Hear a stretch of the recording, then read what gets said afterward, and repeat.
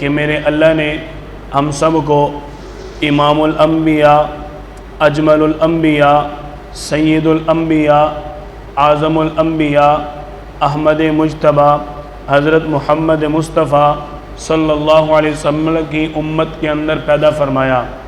ہم اگر اللہ کی اس نعمت پر روزانہ 2 نفل شکرانے کے ادا کریں، یہ بھی کم ہے کہ میرے اللہ نے ہمیں آخری امت کے اندر پیدا فرمایا۔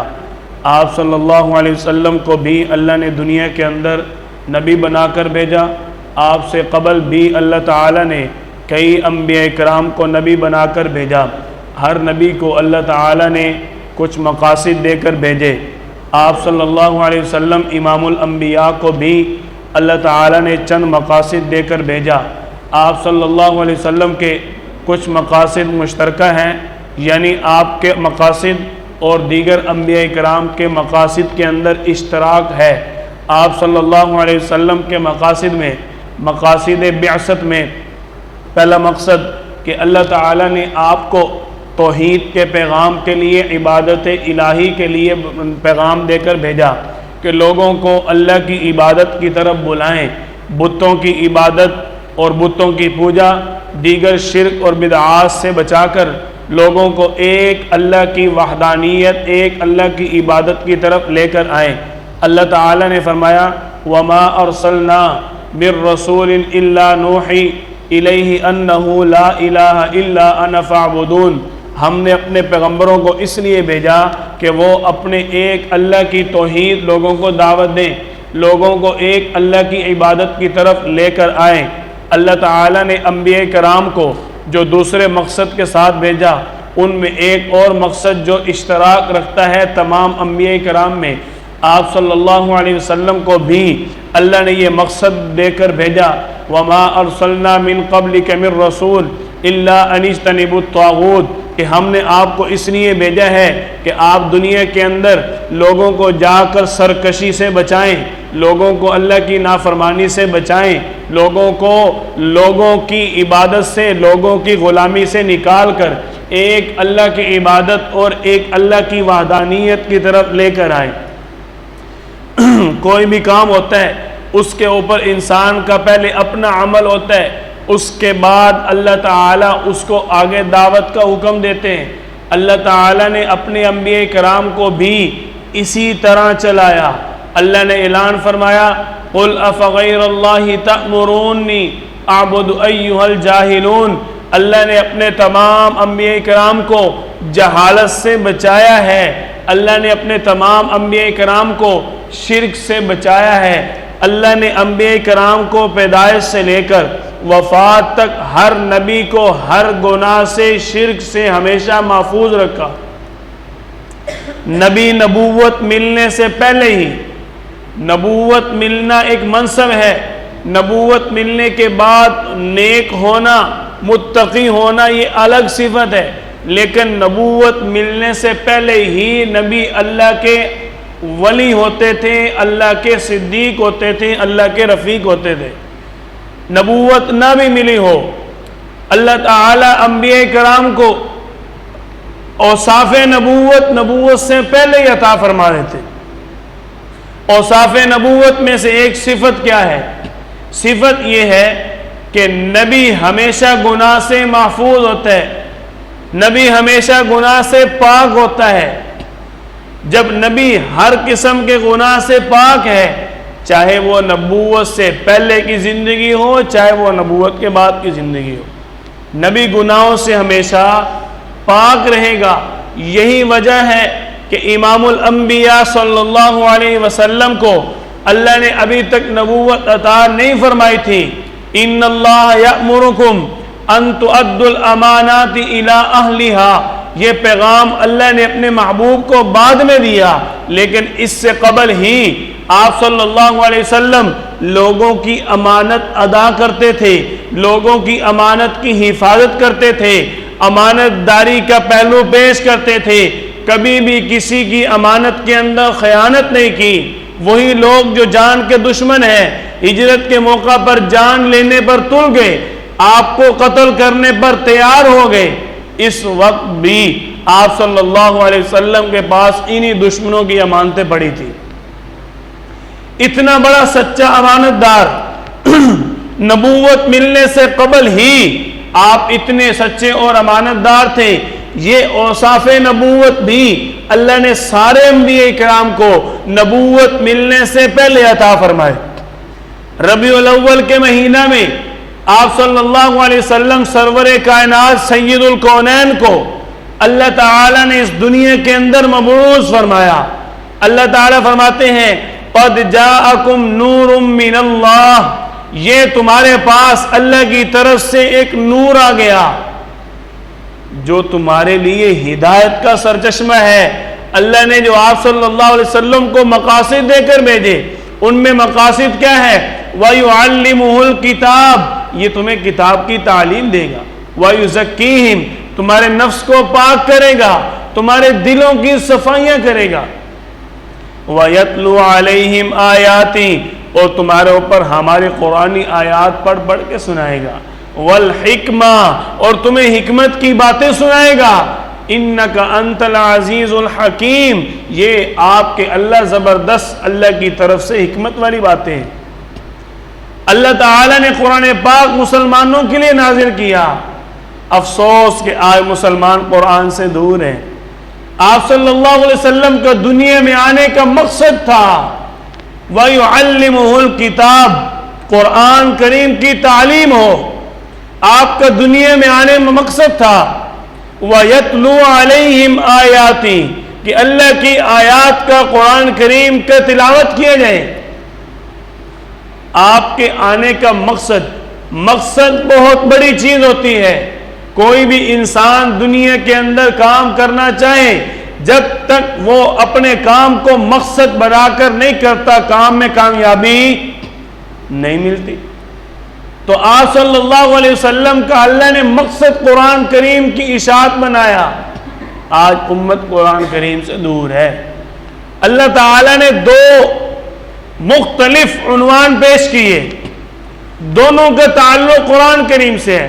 وَيُعَلِّمُهُ الْكِتَابِ، صرف اتنا اگر اللہ تعالیٰ فرما دیتے قرآن کریم کی تعلیم کی بات ہو گئی، قرآن کریم کے پیغام کی بات ہو گئی، قرآن کریم سیکھنے سکھانے کا مقصد بیان کر دیا اللہ نے.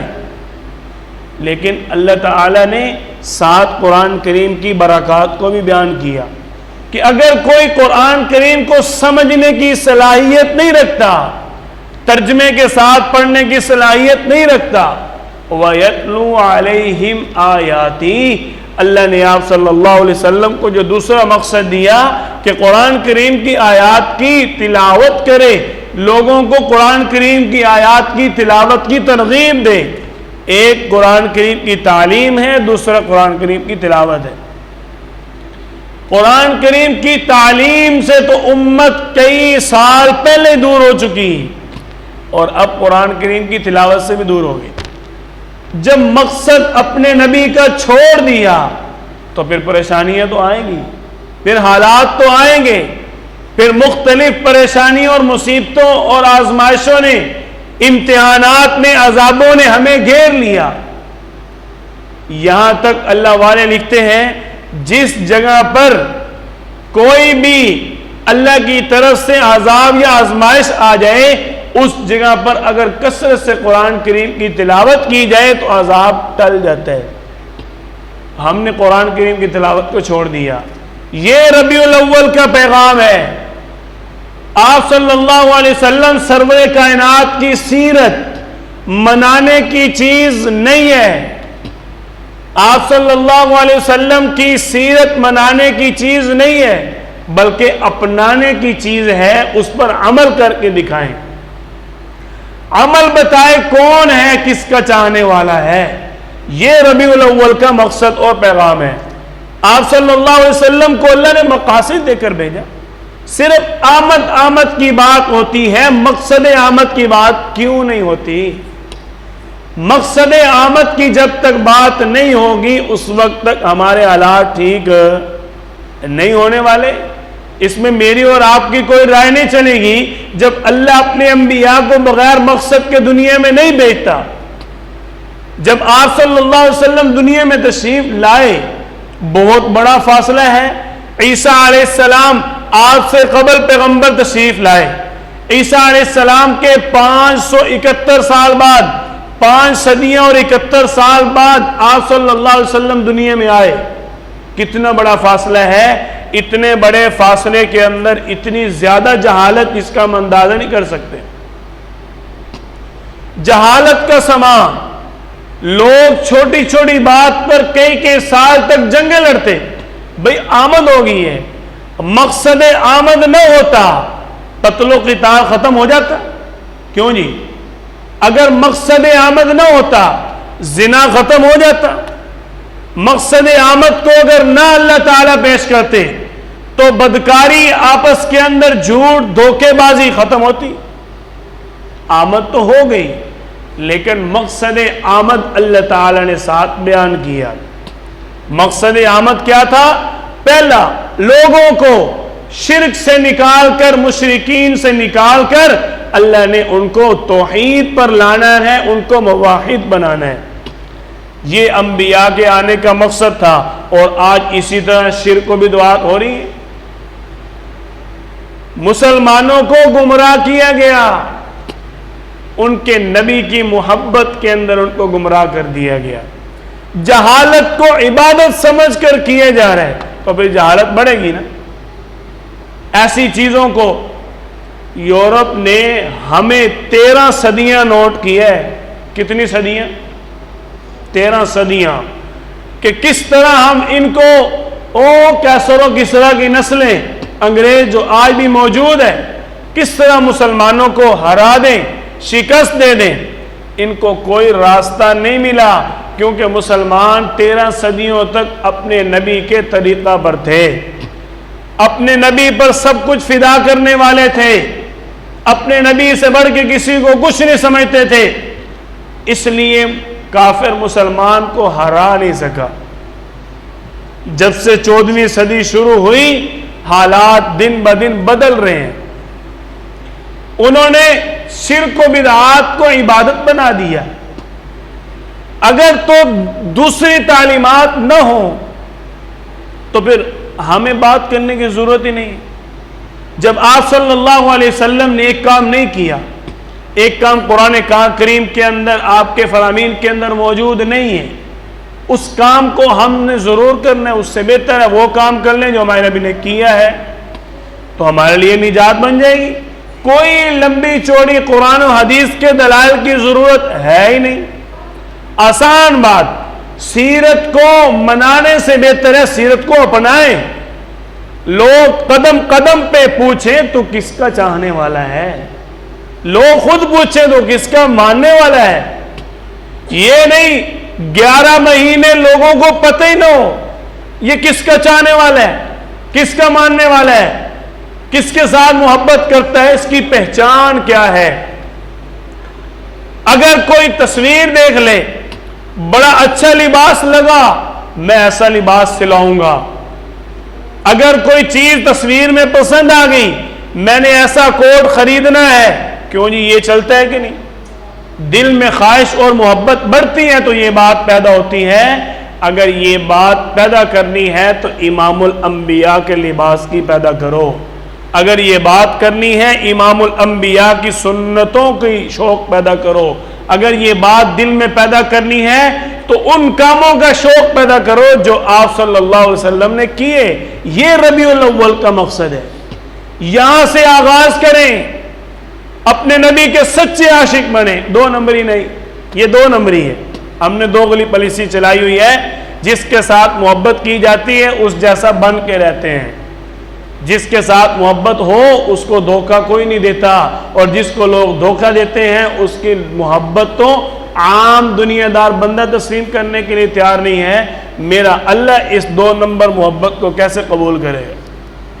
آخرت میں جواب دینا ہے، قبر میں جواب دینا ہے، من نبیوں کا سوال ہونا ہے۔ جس نے جو نقشہ دیکھا ہوگا وہی قبر میں اس نقشے کو بیان کرے گا نا۔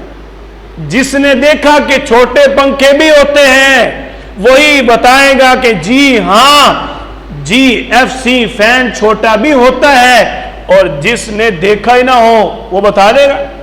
کیوں جی؟ جس نے دیکھا ہی نہ ہو وہ بتا دے گا. جس نے ابھی اپنے نبی کو پڑھا نہیں، اپنے نبی کے طریقوں کو زندگی میں لایا نہیں، اپنے نبی کے طریقوں کو دیکھا نہیں، وہ قبر میں بتا دے گا من نبیوں کا جواب کیا ہے. جس نے دیکھا نہیں وہ کیا بتائے گا؟ اپنی زندگی میں اپنے نبی کو لاؤ. یہ ربیع الاول کا مقصد ہے. یہ سیرت جو اپنانے کی چیز ہے، منانے کی چیز نہیں ہے. اللہ تعالیٰ ہم سب کو اپنے نبی صلی اللہ علیہ وسلم کے ساتھ سچی محبت کرنے کی توفیق عطا فرمائے.